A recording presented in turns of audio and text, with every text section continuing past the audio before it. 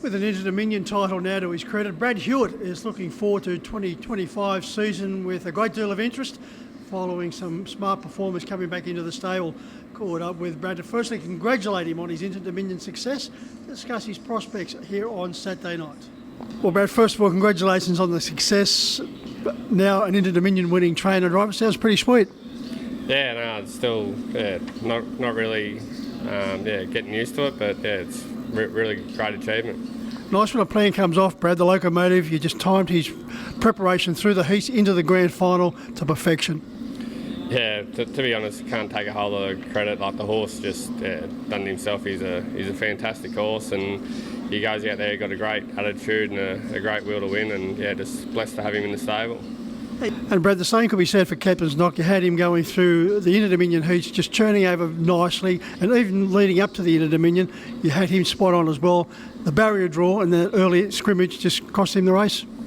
Yeah, a few little things went against him, Mick. As you said, the barrier didn't help the starters and a bit of a scrimmage early, but he sort of pulled up a couple of little things there need to work on, but hopefully he's going to be back at the races within the next few weeks as well. How did he handle the interference, Brad? Did he just switch off after that? No, he sort of, I think he sort of held his breath because after the line he made a few noises. So I just think he sort of panicked and held his breath a bit there for a bit. And then when they ran just such brutal time, I don't think he got the air into him. So that's what we're putting it down for. But anyway, we're not looking back. Just got to keep on pressing forward and hopefully, have a good campaign this time in. There's plenty of ups and downs in this business, and Captain's Knock is certainly giving you more ups than what he has downs. Yeah, he had a great season. He was sort of racing from February, he was up all year, and as you said, he was still going really good in November, December. Like he's won 2 heats of the Inter-Dominion, as you said, so he had a great year, and hopefully he can do the same this season. Brad, we're about 8 weeks away from the Miracle Mile. Will that be his main mission this time in?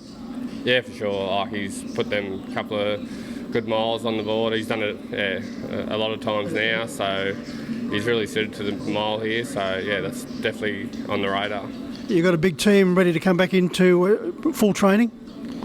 There's a few sort of coming up.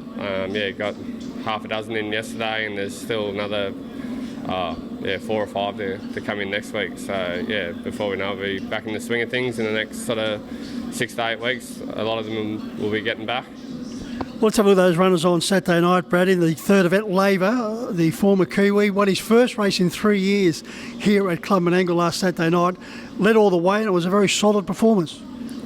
Yeah, I was really happy with him, Mick. He's got a few little issues he's got to keep on top of. Like he's an 8-year-old, so he's not getting any younger, obviously, but I really like him. He's so strong, so I'm hoping he can do a similar job to like a horse like Typo. That's who he sort of reminds me a lot of.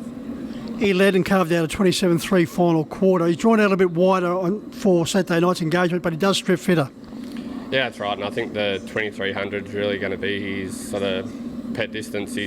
Like I said, he's such a strong horse, so and he can make his own luck. He doesn't need to have the right run, and he can race tough, so we'll be going forward again, and if he can find the front, then he'll take a lot of beating again. And no surprise, his name around the stable's Rod. Yeah, that's right, he gets Rod or Rodney, and he's an old mongrel too, so it suits him.